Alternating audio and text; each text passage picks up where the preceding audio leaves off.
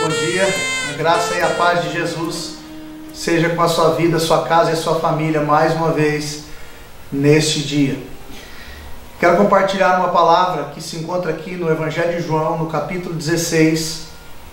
Nós vamos ler somente o versículo 28, mas tem algumas verdades para nós aqui muito importantes acerca do que Jesus falou aos seus discípulos. A palavra do Senhor nos diz o seguinte: Jesus falando aos discípulos: vim do Pai e entrei no mundo, todavia deixo o mundo e vou para o Pai. Eu vou repetir esse versículo 28 de João 16. Vim do Pai e entrei no mundo, todavia deixo o mundo e vou para o Pai. Que o Espírito Santo possa ministrar ao meu e ao seu coração através desta palavra. Queridos, o tema desta mensagem de hoje é identidade, propósito e destino. Identidade, propósito e destino. Na verdade, essas três palavras, nós vamos encontrá-las aqui. Estão implícitas nesse versículo. E quando nós olhamos também a palavra de Deus, existe um princípio de interpretação bíblica de que quando o versículo em si ele não é totalmente esclarecedor, existem outros textos que vão confirmar, vão testificar ou ratificar aquele princípio que nós encontramos em um versículo. E o que Jesus nos diz aqui é exatamente isso. É a consciência que Cristo tinha de quem Ele era, qual era o seu propósito e qual era o seu destino. Em primeiro lugar, Jesus fala a respeito da sua identidade. Ele diz: eu vim do Pai. Queridos, essa é uma convicção que eu e você precisamos ter. Nós precisamos saber qual é a nossa identidade. Nós precisamos saber de onde nós viemos. Nós precisamos conhecer a nossa origem. E a nossa origem é o Pai. Agora, nós só vamos conhecer a nossa identidade a partir de Cristo, ou somente por meio de Cristo. No capítulo 14, versículo 6 do Evangelho de João mesmo, olha o que o Senhor diz. Respondeu-lhes Jesus: eu sou o caminho, a verdade e a vida. Ninguém vem ao Pai senão por mim. Olha o versículo 7 agora. Se vós me tivesseis conhecido, conheceríeis também a meu Pai. Desde agora o conheceis e o tendes visto. E olha o que Filipe vai dizer para Jesus, é algo significativo. Replicou-lhe Filipe: Senhor, mostra-nos o Pai, e isto nos basta. Se continuássemos a leitura aqui, veríamos que Filipe foi repreendido até por Jesus. Ele disse assim: Filipe, você está dizendo para eu te mostrar o Pai? Quem me vê a mim, vê o Pai.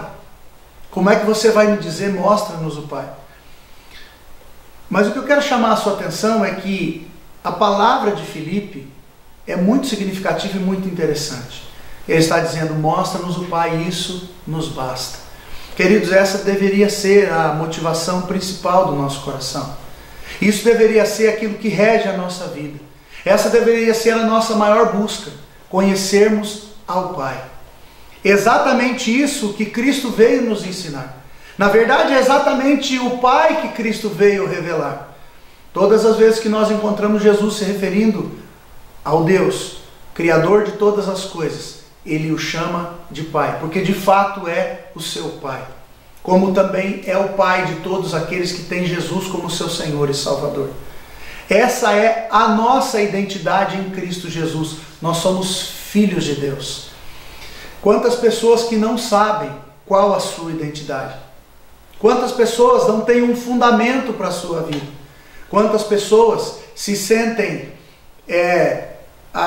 marginalizadas? Quantas pessoas se sentem órfãos, inclusive, emocionalmente, por não ter esta consciência, por não ter esse entendimento de que existe uma filiação, existe um Pai que é perfeito, existe um Pai que nos criou segundo o seu propósito, existe um Pai que nos criou de uma maneira perfeita. As nossas imperfeições vêm do pecado que habita em nós, mas Deus, o nosso Pai, o Pai de todos aqueles que têm Cristo como seu Senhor e Salvador. Essa é a nossa identidade. Eu não sei se você já tem essa consciência e essa convicção. Eu não sei se você já teve essa experiência. Se você tem esse sentimento de filiação em relação a Deus.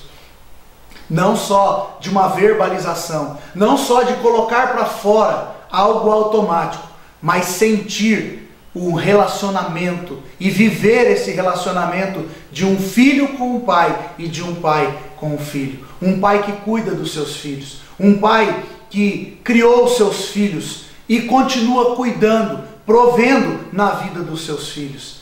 Essa era a convicção que Jesus sempre teve. Eu vim do Pai.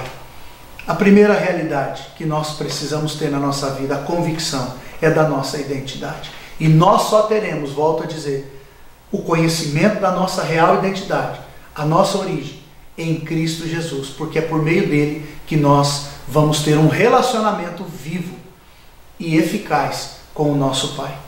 Mas uma segunda palavra que nós citamos aqui, e é uma continuidade, a partir da identidade é que nós vamos encontrar então o propósito. Jesus diz assim: eu vim do Pai e entrei no mundo. Agora Jesus está falando do seu propósito. Jesus entrou no mundo, assumiu a natureza humana com um propósito. E eu e você só vamos encontrar o propósito real, verdadeiro da nossa vida, o motivo pelo qual nós fomos criados por Deus, quando nós entendermos quem nós somos, quando nós entendermos a nossa identidade, de que nós pertencemos a Deus, nós pertencemos a um Pai, nós pertencemos a uma família, a família de Deus, e esta família, ela foi criada por Deus com um propósito. Veja o que Jesus vai falar, na verdade o que o apóstolo Paulo vai nos dizer aqui em Filipenses 2, a partir do versículo 5, tende em vós o mesmo sentimento que houve também em Cristo Jesus, pois ele, subsistindo em forma de Deus, não julgou por usurpação ser igual a Deus. Antes, a si mesmo se esvaziou, assumindo a forma de servo, tornando-se em semelhança de homem, e reconhecido em figura humana, a si mesmo se humilhou, tornando-se obediente até a morte, e morte de cruz. Jesus cumpriu o seu propósito. Jesus se esvaziou. Esta palavra, o sentido original dela é que é alguém que abriu mão de todos os seus direitos, de todas as suas vontades, de todas as suas prerrogativas, para assumir então, única e exclusivamente e na sua totalidade, a vontade de Deus. Este foi o primeiro movimento de Cristo, o seu esvaziamento, a sua kenosis. Esse é o termo no original. Aquele que abre mão daquilo que é direito seu, daquilo que é seu, para fazer a vontade de Deus. Queridos, esse é o propósito da nossa vida. Nós conseguirmos entender, nos esvaziarmos de nós mesmos e nos submetermos ao serviço de Deus e nos dispormos a ir à cruz, a morrermos todos os dias para nós mesmos, a permitirmos que Deus faça a obra que Ele tem para fazer em nossas vidas, que nós possamos dizer como Jesus, no final dos seus dias, no capítulo 17, logo em seguida, Ele vai dizer: Pai, eu te glorifiquei na terra, consumando a obra que o Senhor me confiou a fazer. Assim como o apóstolo Paulo também no final dos seus dias pôde dizer: eu combati o bom combate, eu completei a minha carreira e eu guardei a minha fé. Eles estão dizendo: olha, aquilo que o Senhor me confiou, a minha missão, o meu propósito de vida foi cumprido e o teu nome foi glorificado. Querido, que essa seja a história da minha e da sua vida, que este seja o meu e o seu caminhar, que ao findar dos nossos dias nós possamos ter a nossa consciência tranquila em Deus e em saber que nós fizemos aquilo que nos foi possível fazer segundo as nossas forças, que nós possamos cumprir o nosso propósito a partir da identidade que temos em Cristo Jesus. Jesus diz: eu vim do Pai, eu tenho um Pai, e eu entrei no mundo para cumprir um propósito. Sabe qual foi o propósito de Cristo? Sabe por que Ele foi para a cruz? Para morrer no meu e no seu lugar, para derramar a sua vida naquela cruz, para derramar o seu sangue naquela cruz e trazer justificação para mim e para você, e trazer perdão dos nossos pecados, e trazer salvação para mim e para você, e para nos conduzir à terceira palavra que se encontra aqui. Primeiro, identidade. Segundo, propósito. E o terceiro, destino. Quando o Senhor ressuscitou, Ele nos deu a esperança de uma nova vida e de um novo futuro. Quando Ele diz, eu deixo agora o mundo e vou para o Pai, existem dois sentidos aqui. O primeiro é o literal. Ele estava falando com seus discípulos um pouco antes de ser assunto aos céus. Um pouco antes de ser entregue nas mãos dos homens, de sofrer, de padecer, de morrer naquela cruz, de ressuscitar e subir aos céus. E essa é uma realidade que acontece comigo e com você. Esse não é o destino final da minha e da sua vida. Nós temos um tempo determinado para vivermos aqui. E vai chegar um momento. E muitas pessoas nesses últimos dias têm cumprido o seu tempo aqui na terra. Deus tem levado muita gente. E vai chegar um momento em que eu e você também vamos cumprir a nossa caminhada nessa terra. Nós vamos cumprir a nossa carreira. E que, oxalá, nós possamos dizer que combatemos sim o bom combate, completamos sim a nossa carreira e, acima de tudo, guardamos a nossa fé. Esse é um sentido literal. Mas existe um sentido figurado aqui. E o sentido figurado é o seguinte, que mesmo estando no mundo, eu não sou do mundo. Eu não sou contaminado pelo mundo. Eu não sou influenciado pelo mundo. Eu fui enviado para o mundo, eu e você também fomos. Nós somos enviados ao mundo para sermos envolvidos com as causas da humanidade, para nos identificarmos com o sofrimento da humanidade, para nos doarmos para com a vida do nosso próximo. Mas é diferente de nós irmos, de nós estarmos envolvidos, de nós influenciarmos, de sermos influenciados e de sermos contaminados por uma cultura que não tem nada a ver com as coisas de Deus. E nesses últimos tempos, mais do que nunca, isso está ficando cada vez mais claro. A diferença da palavra de Deus com os princípios que a sociedade pós-moderna está vivendo e está assumindo e assimilando para si mesmo.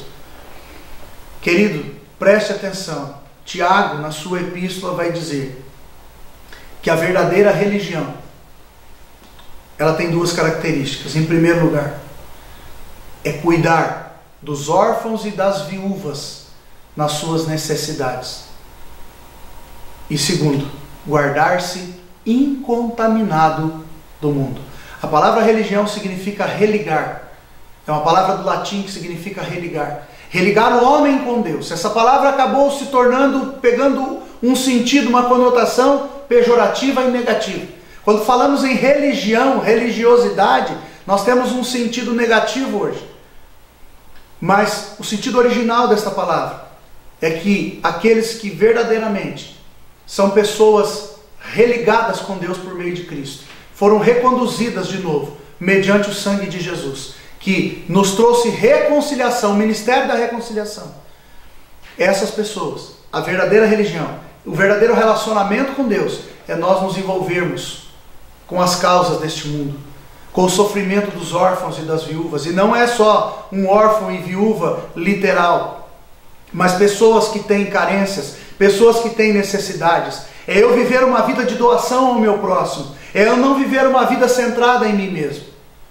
E ao mesmo tempo em que eu estou envolvido com essas pessoas, eu me guardo incontaminado dos valores do mundo. Por isso o apóstolo Paulo, escrevendo aos Romanos, ele diz que nós não devemos nos conformar com este século, mas sermos transformados pela renovação da nossa mente, a fim de que experimentemos qual seja a boa, agradável e perfeita vontade de Deus. Que assim nós possamos viver, que você possa conhecer a sua identidade, que você possa andar no propósito de Deus e ter a convicção de qual é o seu destino.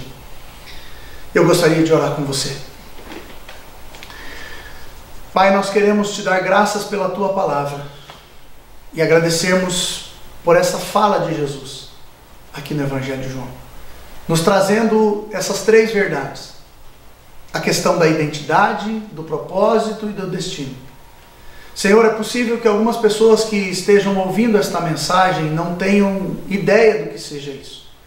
Não tenham convicção da sua identidade, não saibam quem são. Que o Teu Espírito, ó Deus, possa conduzi-las a toda a verdade. E essas pessoas possam se encontrar, ó Deus, com Jesus. Porque em Jesus elas serão conduzidas até o Senhor. E se tornarão filhos. E se tornarão família. E farão parte do Teu propósito eterno. E elas possam então compreender, entender e viver uma vida com sentido e significado, com propósito, a partir do conhecimento da sua identidade como filhos do Senhor em Cristo Jesus. E que, ó Deus, possam viver de tal maneira que a sua vida expresse a convicção que tem do seu destino. O seu destino é a eternidade junto ao Senhor. E por isso, e para isso, guardam-se incontaminados deste mundo, Senhor. Procuram viver uma vida diante da Tua presença, cuidando do seu próximo, se doando em relação ao seu próximo e preservando a sua integridade e uma vida de santidade diante da Tua presença. Esta é a nossa oração, o nosso louvor e a nossa gratidão a Ti. Que haja salvação, Senhor, nesse momento. Que pessoas estejam sendo salvas, que o Teu Espírito traga a consciência e a convicção do pecado, da justiça e do juízo. Que haja arrependimento, que haja confissão do pecado, que haja abandono do pecado e que haja uma disposição para viver uma nova vida mediante a ação do Teu Espírito Santo. É a nossa oração e a nossa gratidão. Em nome do Senhor Jesus. Amém. Querido, que Deus te abençoe. Fique na paz do Senhor Jesus. E até o nosso próximo encontro.